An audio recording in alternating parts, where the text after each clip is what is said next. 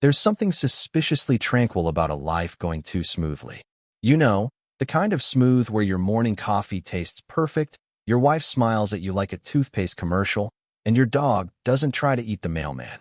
That was my life, right up until the moment I started paying attention. I was 41. Solid job, a brick house in the suburbs, a Toyota Tacoma that still had the new car smell even though it had been paid off for 2 years. My wife, Dana, was 38. Corporate attorney. Stunning, sharp as a tack, and with a gaze that could freeze boiling water. She had a laugh that made people feel seen and a brain that made judges double-check their own arguments. We'd been married 14 years. No kids, by choice. We preferred traveling, red wine, and the kind of uninterrupted Saturday mornings that only childless couples understand. On paper, we were the couple.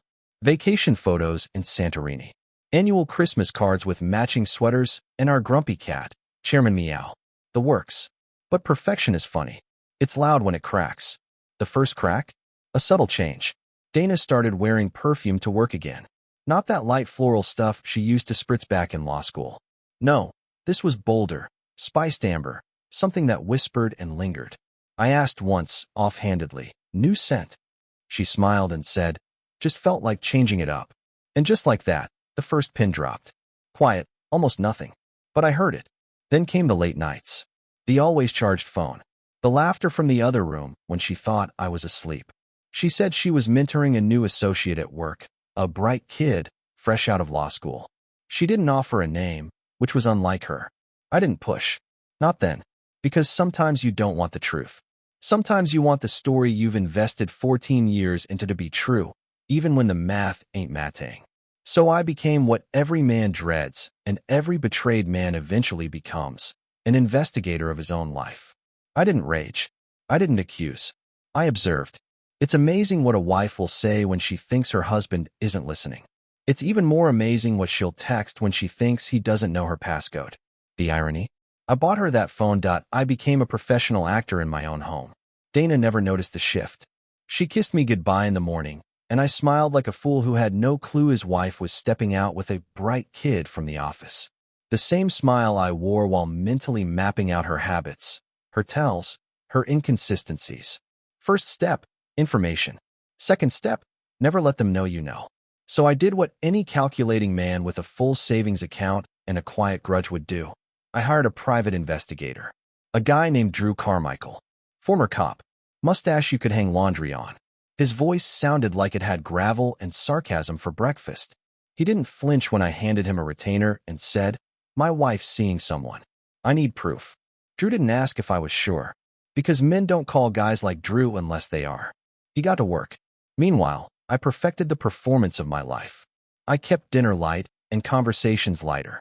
We discussed vacation plans, places she'd never see with me again. I let her play the role of wife, while I cataloged every suspicious detail like a human hard drive. Every lie, every skipped explanation, every red flag text I quietly airdropped from her phone to my iPad while she slept beside me. Technology, my friends, is a beautiful, terrible thing. Dana had a pattern. Tuesday nights, Thursday afternoons, and the occasional, I'm staying late to prep for trial Saturdays. Drew confirmed what I already suspected. She wasn't prepping for anything. Well, maybe the bed sheets. The guy? Paralegal. 29. Name was Chase. Of course it was Chase. Drew sent me photos. High-def betrayal in a zip folder. Her hand on his arm. Them leaving hotels with names like Executive Suites, because a shady motel would be too on the nose. I didn't cry. I saved every file in a locked drive titled Evidence. PropertyDivision.it was a Saturday. I remember because I was supposed to be golfing with my brother, but I had canceled. Dana had told me she was heading to the office to prep for a deposition. That was her default excuse when she needed a few uninterrupted hours of extracurricular cardio. What she didn't know was that Drew had tipped me off that Chase had booked a hotel room under his own name at the Winston Arms just outside the city. A rookie mistake. Even Dana couldn't clean up after that kind of sloppiness. I followed her. Not dramatically. No screeching tires or trench coat theatrics. Just me, my truck, and a GoPro suction cup to the dash, recording the slow-motion implosion of a marriage. She pulled into the hotel lot like she'd done it 100 times before. parked in the back, behind a dumpster, like dignity was too much to ask. I stayed in the lot across the street, watching her walk in with a gym bag slung over her shoulder like she was about to hit the treadmill. 5 minutes later, Chase waltzed in with 2 coffees and a grin so smug it could have been carved from granite. That was it. The moment. No guesswork. No, maybe there's a good explanation. No benefit of the doubt. I waited 40 minutes. Not because I was unsure, but because 40 minutes would eliminate the possibility of them doing anything remotely professional. I wanted there to be zero wiggle room. I wanted the truth to be ugly, raw, and tight enough to strangle excuses. Then I walked in. The clerk looked up. "Can I help you?" I gave him the room number and slid a 50 across the counter. They ordered lunch and forgot their card. "I just need to drop it off." He hesitated. The 50 made the decision for him. Room 217. I didn't knock. I didn't hesitate. I slid the card key I'd lifted from her purse a week earlier into the lock. The sound it made click was the softest, coldest punctuation I'd ever heard. I opened the door. I wish I could tell you I was surprised. Dana scrambled for the blanket, like shame could be retroactive. Chase just stared, mid-sip of his coffee, like the brain-to-spine connection had been temporarily severed. "Morning," I said. "Hope the deposition's going well." I didn't shout. I didn't swing. I didn't do anything rash. No, what I did was worse. I held up my phone, tapped the screen, and said, "Smile." One crisp click. Then I turned and walked out. They didn't chase me. They knew better. I didn't go home that night. I drove. No music. No podcasts.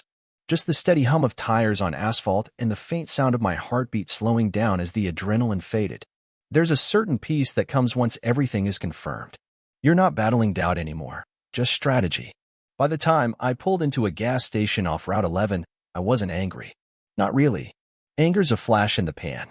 I was something colder. Something sharper. I was focused. The next morning, Dana texted. "Dana, we need to talk. Please. Just talk." I let it sit there. Read, but unanswered. Like a mirror showing her exactly how little power she had now. She called 6 times that day. I didn't pick up once. Because now it was my turn to move pieces. I met with Drew on Monday. Slid a flash drive across the table, full of the evidence he'd gathered, time-stamped hotel visits, GPS logs, surveillance stills, even a copy of the room receipt Chase had signed with his full name. We had the kind of evidence that doesn't leave room for negotiation. It kicks the door down and declares, "This is over." Drew looked at me and said, "You want to file?" "No," I said. "Not yet. I want to offer her a deal first." He raised an eyebrow. "A deal?" I nodded. "In exchange for silence, she gets nothing." He chuckled. "Cold?" "No," I said.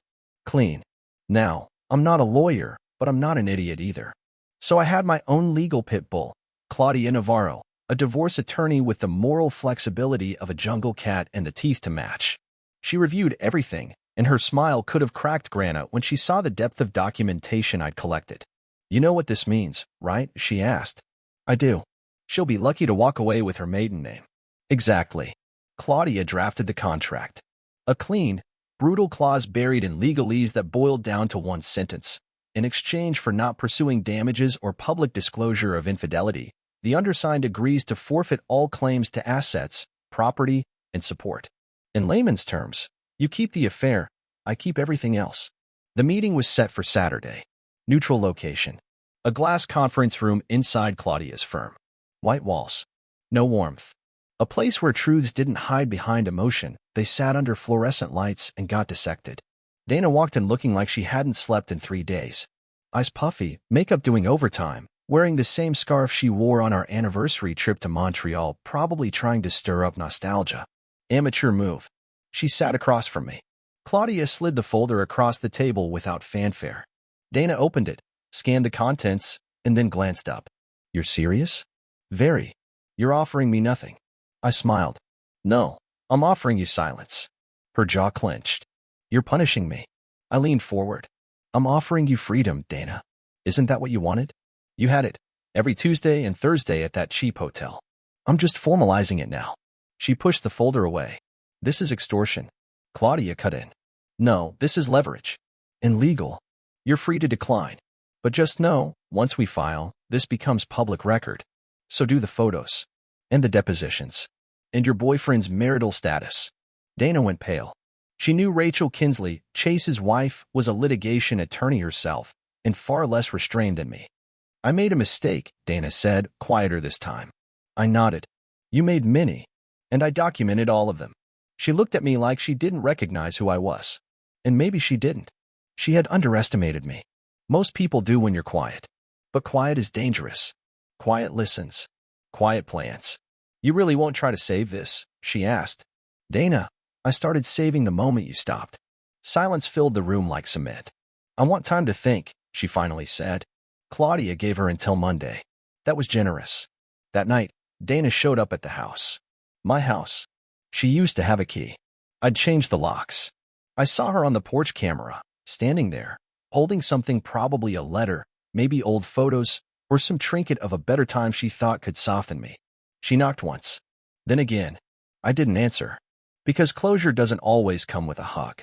Sometimes it comes with locked doors, unread messages, and a signature on a contract that leaves one party with everything and the other with exactly what they earned. Nothing. Monday came with no fanfare. Just the click of an inbox notification. Subject: contract. Message: fine. I'll sign it. No apology. No last-ditch plea. Just two sentences that read like resignation and sounded exactly like defeat.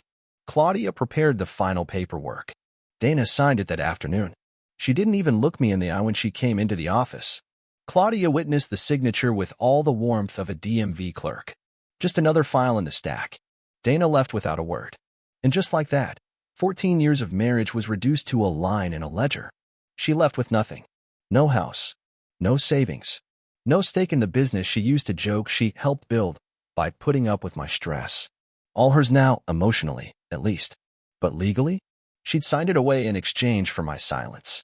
A silence I was happy to sell, because I didn't need revenge in the form of lawsuits or tabloid drama. I wanted her to wake up every morning knowing what she lost. Not in court, not on paper, but in life. I changed the locks that night, tossed her leftover clothes into 3 black trash bags and left them in her sister's garage next to the lawn tools. It felt poetic. The fallout began quietly. First came Chase's divorce. His wife Rachel served him 2 days after Dana signed our contract. Drew, my PI, had passed along the evidence with a bow on top: screenshots, photos, financial records. Rachel's lawyers moved fast. No backroom negotiations. No mercy. Word got out at Dana's firm. Willington and Compton isn't exactly fond of scandal, especially when it involves a senior partner, a subordinate, and a paper trail that reads like a gossip column. 2 weeks after the contract was signed, Dana was quietly asked to step down. She told her friends she left to explore consulting work. But we both knew what that meant. You don't step down from a $400,000 salary to explore. You get shown the door with a cardboard box and a PR email that reads like a eulogy for your reputation. She tried to call me again after that. Once. Blocked. Meanwhile, I was thriving. I poured energy into the business. We expanded our engineering footprint into 2 new states. I hired a new operations director, single mom, whip-smart, zero tolerance for drama. My circle tightened. My friends were the ones who didn't ask questions but still showed up with a 6-pack in silence. And I slept. God, I hadn't realized how badly I'd been sleeping. How long I'd been listening for footsteps at midnight or whispers in the other room. How many times I had told myself, she's just tired, when I already knew better. Now, my sleep was dreamless and deep. I wasn't healing. I was evolving. But don't get me wrong, I hadn't forgotten. See, the thing about nothing is, people think it's the absence of value. But when you deserve nothing, when you earn it, it hits different. I started hearing things. That Dana had moved into a 1-bedroom condo near the courthouse, far cry from the 3-story place we used to call home. That Chase had gone back to his ex-wife begging for forgiveness. That Dana was trying to land consulting gigs, but no one was biting. One guy, one affair, one deal with the devil, and suddenly, her whole world was a black and white contract with my signature at the bottom. And I never raised my voice. Never swung a fist. Just stood still while she self-destructed. That's the thing about betrayal. It's not always loud. Sometimes it's just quiet decisions made at the right time, with the right receipts. Then, about a month later, she tried to get clever. Claudia called me. You're gonna love this, she said. Dana had filed a petition to nullify the agreement on the basis of emotional duress. Claudia laughed for a full 10 seconds before she spoke again. She's got no case. That contract was airtight. Notarized, time-stamped, witnessed, and documented. But she's trying to rattle the cage. I didn't get mad. I got creative. We drafted a reply. Formal, polite, but devastating. We reject the claim in full. However, should Ms. Merritt wish to dispute the terms of the signed agreement, we will have no choice but to respond with a motion to disclose all pertinent evidence, including but not limited to visual, digital, and testimonial records. This includes any communications with Mr. Chase Lattimore during the period of the affair. In short, try it, and we go public. She dropped it within 24 hours.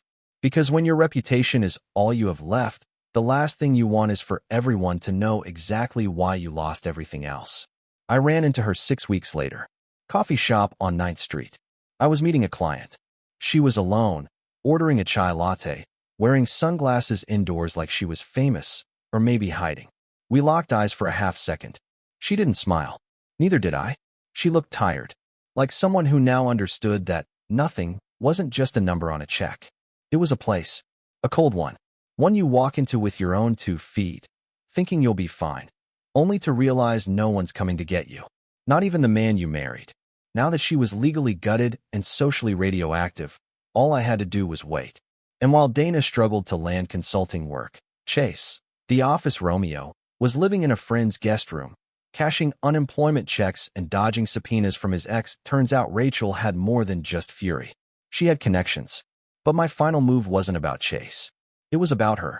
See, revenge isn't always loud. Sometimes it's administrative. I contacted a friend in real estate, put our old house on the market. The very house Dana had once claimed she'd designed for our forever. I took every picture down, repainted the walls, had a professional cleaner scrub away any trace of her. When it sold, cash buyer, full asking, I scheduled the open house on her birthday. I didn't have to invite her. She showed up anyway, probably hoping to confront me, or maybe just to remember a life she no longer had access to. I saw her through the window. She stood on the sidewalk for a while. No words, just that same haunted look I'd seen in the mirror once. Then she turned around and left. A month passed, then 2. I was in Colorado, hiking with friends, when Claudia forwarded me an email Dana had sent to her office. Chris doesn't have to talk to me. I get that, but I just want to know, was any of it real? Claudia added, you want me to reply? I did it myself. All of it was real, right up until it wasn't. I hit send. No greeting, no sign-off. Just the truth, stripped of kindness. Because kindness had died the day I walked into that hotel room and saw her tangled in lies and motel sheets. She didn't reply, and that was the last time she tried. Over the next year, Dana unraveled in real time. Friends dropped her. She tried online dating. Chase 2.0's, who didn't want a lawsuit waiting to happen. The legal community distanced itself. And while I didn't spread rumors, I didn't stop the truth either. The story had legs. Senior partner caught in affair with junior staffer. Legal eagle loses everything in silent divorce. Attorney signs NDA-style deal, forfeits all assets. No names. But everyone knew. Gossip moves faster than facts. Meanwhile, I was rebuilding, stronger, smarter, and for the first time in a long time happy. They say living well is the best revenge. That's not true. Living well while they can't even look you in the eye without shame. That's the best revenge. It was about 18 months after the divorce when the news came through. Dana had taken a job in another state. Paralegal work. That's like a Michelin chef flipping burgers at a food court. The firm was small, underfunded, and desperate enough to look past her past. She was renting a 1-bedroom next to a laundromat. How did I know? Drew still sent me quarterly reports. I didn't ask for them anymore. He just sent them. Said it was good closure material. I almost deleted the last one. But then I saw it. In the scanned documents from her new lease agreement, under emergency contact, she'd listed her sister. Then scratched it out. And wrote my name. She never sent it in, obviously. But that ink said more than any voicemail ever could. 2 years to the day after she signed the contract, I wrote her one last letter. Not out of love. Not out of hate. Out of finality. Dana, you once asked if any of it was real. It was. So was the moment I realized I deserved better. You gambled a good man for a cheap thrill. You bet 14 years against a guy who still uses a free Hotmail account. You lost. But this isn't about punishment anymore. This is about peace. Mine. I'm not angry. I don't wish you pain. I don't even wish you karma. I wish you awareness of what you had, of what you chose, of what silence really costs. You thought the contract meant I'd stop talking. What it really meant was that I'd never have to speak to you again. Take care. See, I sealed it. Didn't mail it. Didn't need to. Because some letters aren't for sending. They're for sealing the coffin on a chapter you'll never reopen. And that, my friend, is how you serve the kind of justice no judge can offer. Quietly. Legally. Permanently. Well, friends. This is the story. No tears, no snot, but with cold calculation and a clear ending. If you have listened to the end, it means that something in this chronicle of betrayal and retribution has touched you. Perhaps you have experienced something similar. Or maybe you just love it when justice walks into a room unannounced. So, if the story made you feel emotional, write about it in the comments. Share your opinion. Share your story. Or just tell us who you would let sign the same contract. Nothing in exchange for silence. And don't forget to subscribe. Because betrayal is always a seasonal product. And here it is always fresh. See you soon.